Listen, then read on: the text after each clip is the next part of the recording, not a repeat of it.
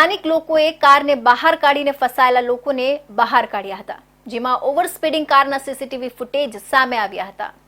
અમદાવાદ શહેરમાં વાડજ વિસ્તારમાં એક 73 વર્ષીય વ્યક્તિ કારમાં મુસાફરી કરી રહ્યો હતો। જો કે વેજેસ સર્કલ પાસે કાર પૂરપાટ ઝડપે જઈ રહી હતી ત્યારે વૃદ્ધાએ અચાનક કાબુ ગુમાવી દીધો હતો અને સામેથી જતી ટુ વ્હીલર સાથે અથડાઈ હતી।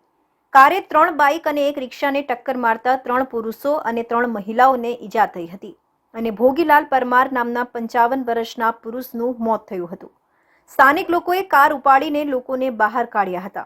આ અકસ્માતમાં બાઇક ચાલક એક મહિલા કારની નીચે ફસાઈ ગઈ હતી અને નજીકમાં એકઠા થયેલા લોકોએ કારને એક બાજુથી ઉપાડી હતી, જેમાં લગભગ 1 મિનિટનો સમય લાગ્યો હતો। ડ્રાઈવર અમદાવાદના થલતેજથી સોરાબજી મિલ કમ્પાઉન્ડ તરફ જઈ રહ્યો હતો ત્યારે સ્ટીયરિંગ પરનો કાબુ ગુમાવતા અકસ્માત સર્જાયો હતો। અકસ્માત બાદ સ્થાનિક લોકોએ તેને પકડીને પોલીસને હવાલે કર્યો।